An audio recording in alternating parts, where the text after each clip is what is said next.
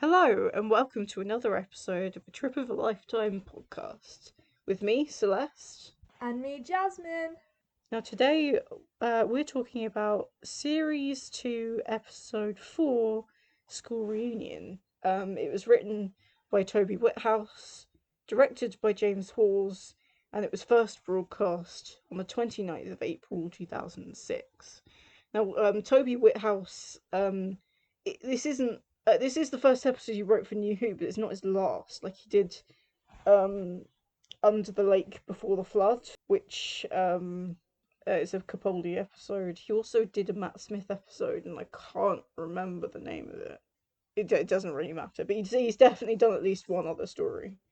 What struck me about this first scene, because again, it's been about 3 years since I rewatched this episode, um, and literally the first scene of this episode is Anthony Head eating an orphan. Like you can't almost get darker than that. But that's what I love about Russell's era is you don't get these kind of episodes later on in the show. Like literally just straight away kid gets eaten because she doesn't have a family to miss her. Which is it's bleak. It's really bleak. And I mean one thing that was coming to mind, and this is really dark by the way, but it's almost kind of felt like a metaphor for child grooming in a way because like the ones that the most vulnerable are the ones that don't have the parents and carers who are around in like even in a I mean whether they're emotionally neglectful, they're dead in this case or whatever. It's just it leaves them to be more vulnerable, and it's no one's paying attention, no one's going to miss them, and it's a really sad thought. And then it's directly contradicted with the next scene being David Tennant walking into a classroom and just shouting physics about 5 times at a class of bewildered students. But I've actually seen a theory on, I think it was Tumblr, where someone said that the reason why he just says physics about 5 times in a row is because he's talking in Gallifreyan terms, but the human mind can't translate it, so it just translates as the word physics, which is why he's confused that no one's writing it down, which I think is a cool headcanon. He just starts talking about quantum physics or like just stuff our brains can't. That's quite funny. Sorry. Yeah. Like just any. I don't know any complex physics terms, but just like Well, I mean, not even that. I mean, these are terms that we haven't discovered yet. It's not even stuff being taught to, that even some of the most advanced scientists would know, if that makes sense. Like it's something that would be beyond any human comprehension, let alone a couple of high schoolers that just want to learn about, I don't know, circuits or something. I can't remember what else we learned about physics, frankly. It's been a while. it also reminds me of that Catherine Tate episode. Well, it's a short episode. Oh, what, the Red Nose Day one? Yeah, where like David Tennant's their English teacher. I Yeah. really liked that. That was And fun. then she keeps asking him if he's actually the doctor, and it turns out he actually is the doctor. Um, yeah, which is interesting. You brought that up because today is actually Red Nose Day today, and there's actually going to be a sketch with the 14th David Tennant's the 14th Doctor because he's presenting it as well as he's a co-presenter on it. I will add that it's the day of recording this. This is not. It's not going to be Red Nose Day the day this gets uploaded. I haven't actually decided when that'll be yet. That'll be a discussion for later. Anyway, the biggest part of this episode is obviously the return of Sarah Jane Smith. This episode actually acted as a backdoor pilot for the Sarah Jane Adventures. Now, I don't know if you've heard that term, backdoor pilot, but for anyone who hasn't, it basically means they use an episode of an existing show as kind of a concept of what a spin-off could potentially look like, and without actually having to film its own pilot as well. It's like saving money. So you could argue that some of the stuff with Jack in series one could have been a backdoor pilot to Torchwood, and then they filmed a pilot after that once they greenlit the idea of it, if that makes sense. It's just a cost saving method. So anyway, Sarah Jane Smith. It's the first returning classic companion to the show. She's not the last. to be fair, there aren't many returning companions until about probably the Chibnall era. Actually, I don't think, for at least from the classic show. I mean, there are some companions from the revived era that then come back a couple of seasons later. I mean, you do get Joe Grant and the Brigadier both pop up in the Sarah Jane Adventures, which we'll get to eventually once we get onto those shows. And more recently in the Chibnall era, like last episode as of recording this was Power of the Doctor, and in that we had Ace, Tegan were the main two, but we also in like the endings we also had Graham came back after not being there for a season. We got in the last bit we got Mel, we got Joe Grant or Joe Jones as she's known now, Ian Chesterton, who the I can't remember the name of the actor play who plays him, but he's got the Guinness Book of World Records for the longest time between playing the same character on the screen. Like he broke the Guinness World Record with Power of the Doctor because the actor playing him is now in his 90s. And we hadn't seen Ian the character on screen since like the first Doctor in the 60s. And so him coming back just in this brief role is just so cool. Anyway, I'm getting off track. Sarah Jane, she's great. The late Elizabeth Sladen is. I mean, I don't know about you, Jasmine, but she was a massive part of my childhood because I grew up watching the Sarah Jane Adventures. In fact, I was watching the Sarah Jane Adventures before I was watching Doctor Who. Like, I started watching that show when I was 4 years old, and then started watching Doctor Who when I was six. Don't know about you. Yeah, I used to watch the Sarah Jane Adventures when I was younger, and I kind of didn't watch Doctor Who for a while. I tried like an episode, and I got too scared when I was little. So, I didn't start watching Doctor Who until I was like 13, which is like one of my biggest mistakes. I should have watched it sooner. Yeah, so that was Capaldi's era, right? Yeah, so because it's been such a long time since I've watched the Sarah Jane Adventures. Like when we will be reviewing that for this podcast, and when we get to that, it's going to be like the first time we've watched most of these episodes since they aired, or at least since they aired the reruns when we was about I don't know 8 possibly. So that's going to be really interesting. But just seeing her interact with the Doctor, I mean, for example, like when David first interacts with her, you could kind of see his giddiness at meeting Elizabeth Sladen, one of his own childhood heroes, because he grew up watching her, not just us. Um, that his giddiness at meeting her and working with her is bleeding into his version of the Doctor on the screen, and it's probably partially Russell's own eagerness at this character coming back that is bleeding into his script as well, because like pretty much everyone involved was like, oh my god, it's Elizabeth Sladen, because she was, I mean, she was and is still one of the most fan favorite companions. Don't know anyone who doesn't like the character of Sarah Jane Smith. But also when the Doctor first sees her, and I know you said this, you got the giddiness. He just looks so excited and like, oh my god, she's here. Kind of like he's like proud of seeing her and what she's accomplished. Yeah, because she's still investigating. She's still the same Sarah that he knew, but it's instead of following him, she's now taking her own initiative and doing what she does best. I'm just wondering, what did you think of the implication about her being the third, I guess the third slash fourth Doctor's version of Rose in terms of their relationship dynamic? Because one thing I will say is the classic series, but basically because of how taboo I guess sex was back on British TV back then, at least. It was sure it was mentioned in like soaps and stuff, but other than that, it was kind of, we want it to be wholesome and everyone to be watching these shows. So they kind of would steer away from some of the darker scenes, but also like the sexual preferences of characters. And so that's why the Doctor is often viewed as being asexual, is because some of the most, well, no, all of the classic versions of the Doctor didn't really have any inclination towards women at all, really. I mean, the only two that some people have said there was possibly some romantic inclinations between the Doctor and a companion in like the main classic series was Sarah Jane Smith and Romana. Those were the only two. All of the others, they were just friends or kind of almost child, like, the Doctor's almost a parental kind of figure or a friend. So what did you think of that? Because personally, I found it a little off-putting, actually. Not just because I guess I'm with all of the other interactions Sarah has with the Doctor in the new series, there's nothing explicitly romantic about it or anything like that. Whereas it's implied that she's been in love with him for years and she's kind of gotten over it, but also the kind of feelings of seeing him again and kind of bring it back up again. I like the idea of them being like best friends that go on adventures, Yeah. and maybe she did like him for a while, but I don't think it would have been a mutual thing.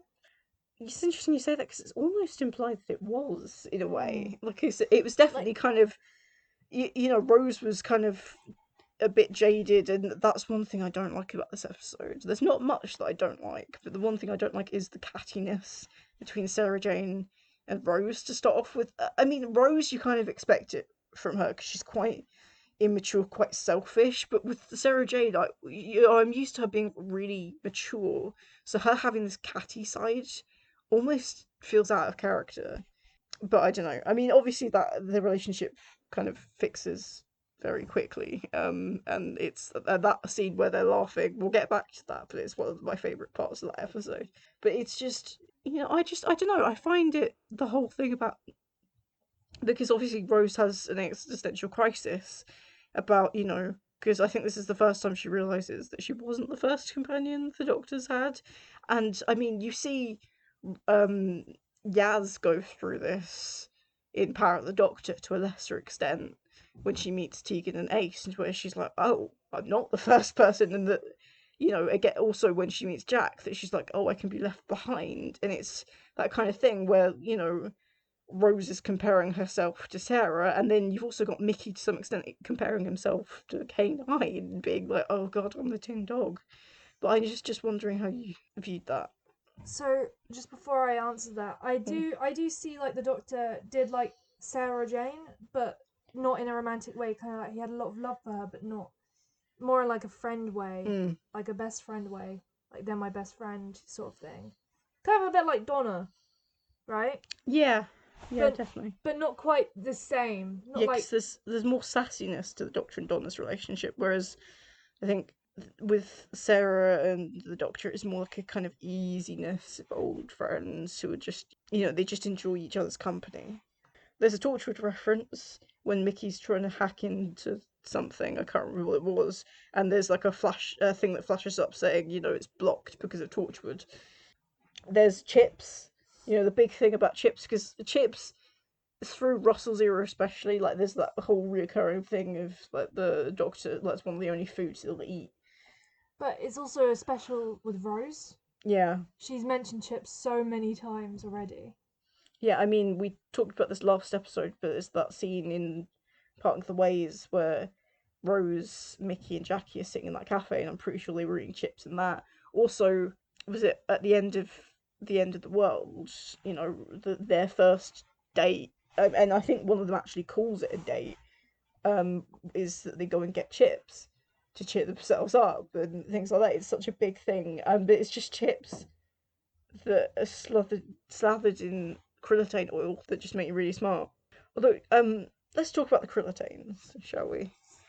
Because they're such an interesting monster, and we've not seen them since this.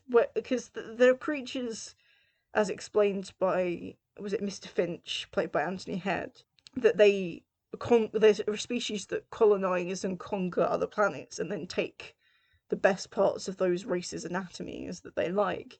But it's the fact that they've mutated so much that not only does the Doctor not recognise them when he first sees them, but also that they're now fatally allergic to their own oil.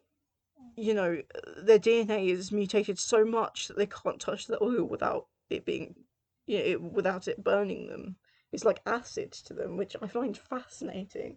But also, with a creature like that, there's so many ways that you could bring them back with a completely new design, with a completely new threat. Because I refuse to believe that that dozen members of that species are the only ones out there in the universe. I know this is gonna sound like a really, really weird thing to say, Hmm. but and I know you're gonna have like some interesting opinions about this. Okay. But you could argue it could be symbolic of either beauty standards, plastic surgery, or evolution in general as a whole. But I'm more specifically talking about the first two I just said, because it's always changing and people constantly want to change their appearances to keep up with either modern day beauty standards, or they just go, I don't really like this part about myself, I'm going to change it. And obviously, it's kind of the idea that you're never going to be happy, or some people are never going to be happy with the way they look potentially. Yeah, I get what you mean, definitely. I mean, I do think it's supposed to be from more of an evolutional standpoint, but I don't think that reading is inherently wrong. Although, I mean, most readings about media isn't necessarily wrong, even if. But I don't think that was the original intention of the writers. But it is an interesting kind of layer that you could read into it that way, definitely. One of my favourite parts of this episode is when Sarah discovers the TARDIS for the first time because you just get hit with a wall of emotion because like I'm just wondering what she felt like, Mm. being back on the set of this show because as far as I'm aware, I don't think she stopped acting in between that time. I mean, I'm gonna be honest, I don't think I could name anything else that Elizabeth Slade was in other than Doctor Who and Sarah Jane Adventures.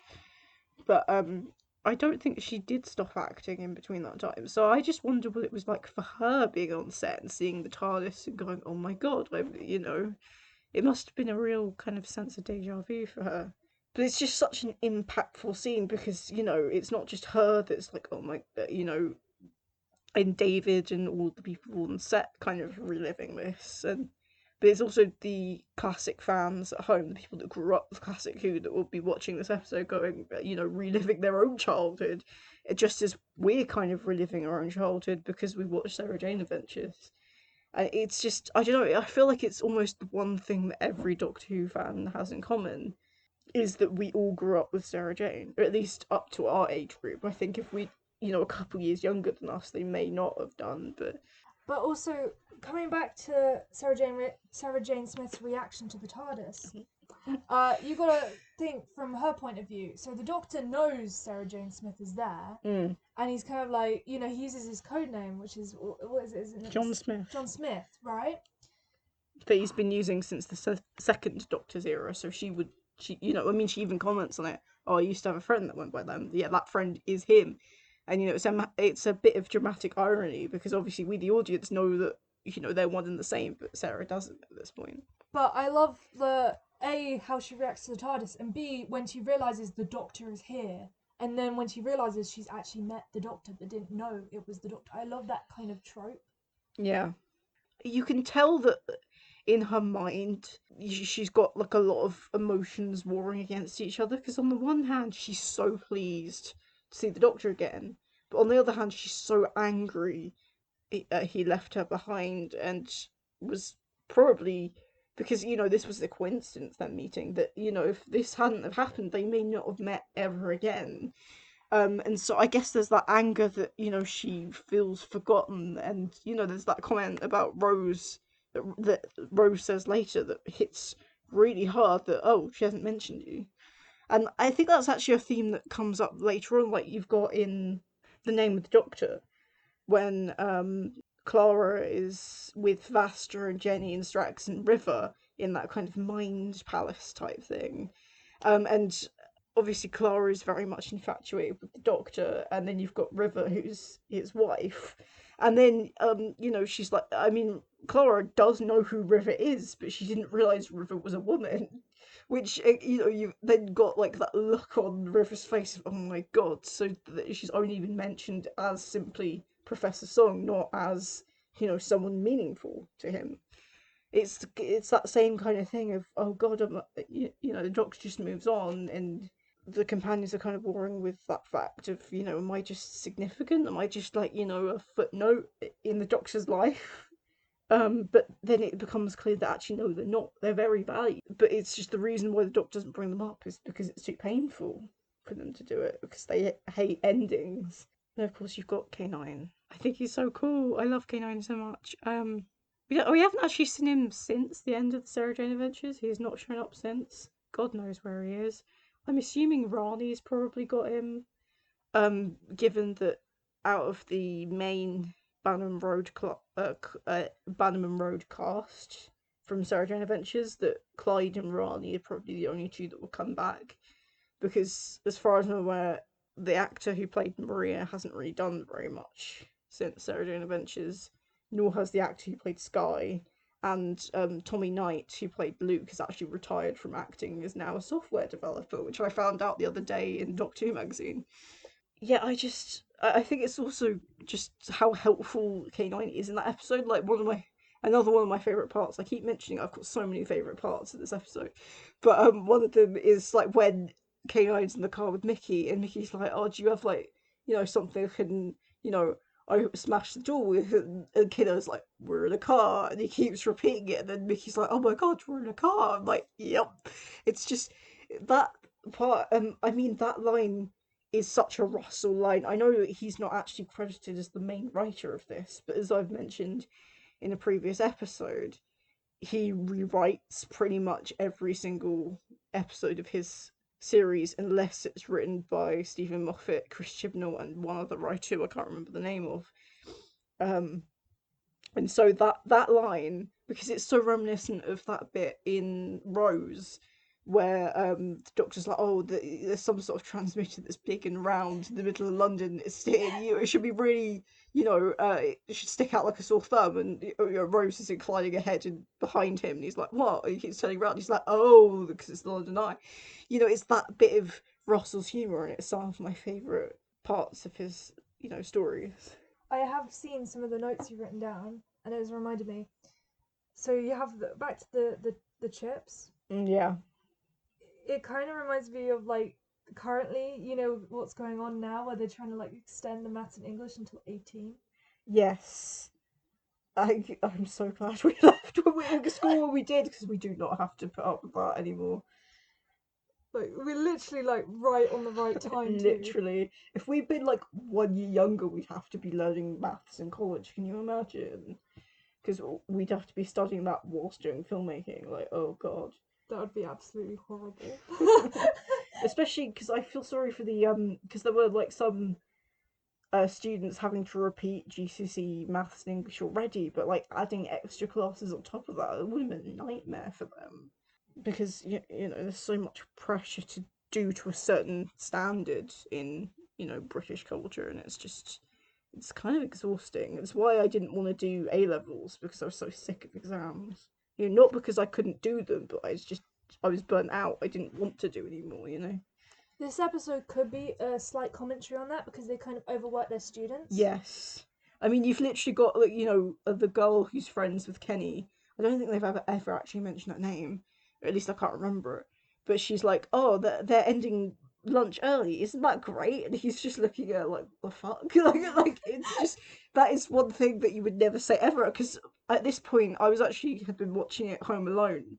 And my parents had just come home just before that bit, and my mum heard that line. She's like, "No child would ever say that." I'm like, "Yeah, I know. That's the point, because they're under mind control." Although one of my favourite bits, talking about Russell's comedic side, is at the end where like they're trying to figure out how to stop the computers, and Mickey literally just reaches down and unplugs it from the wall. And it's just like, sometimes the simplest solutions are the best. So I read another one of your notes. Yeah. Sorry. No, that's fine. There was one thing that you haven't mentioned yet, which is about I think it was like the teachers sleep in the school. Oh yeah, that, because it's a bit of foreshadowing. Because like I'd written that down, and then Rose mentioned that line as I was writing it down. I was like, because I remembered it from previous watching, so I was like, I'd forgotten that Rose actually foreshadows it, because they're all like sleeping like bats on the ceiling.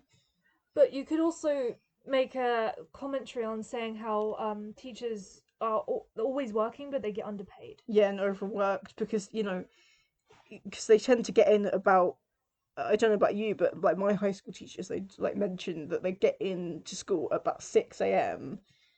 And then obviously to prepare lessons and set up the classroom.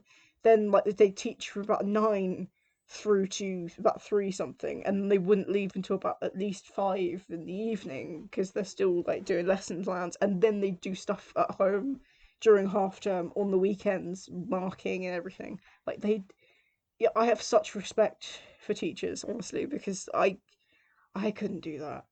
Like, I've got a friend who's currently at this university training to be a primary school teacher, and I've actually got a cousin who's also a primary school teacher, and I respect them so much for what they do because I could not do that. I don't have the patience or the motivation to constantly work that much for that little appreciation and that little pay. I completely agree with you. Plus, they've got to like plan out all their lessons, and they have to make sure, and also if you deal with problematic children as Yeah, well. that's what I was about to say, because like that's without dealing with potentially children acting out, but also students getting bullied. Some that might have problems at home, and the teachers do so much and they have to juggle so many things, and never underestimate a good teacher because those are the ones that give you the most inspiration when you're growing up.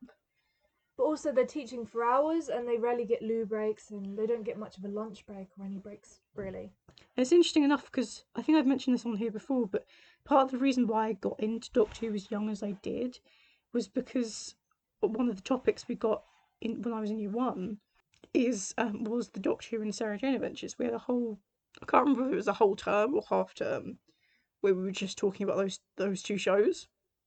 And because I was already watching Sarah Jane Adventures and I was enjoying it so much that my parents were like, you know what, do you want to actually watch it? Because series 5 is about halfway through. Like, my first episode was Vampires of Venice. And so it was because of the teachers at my first primary school.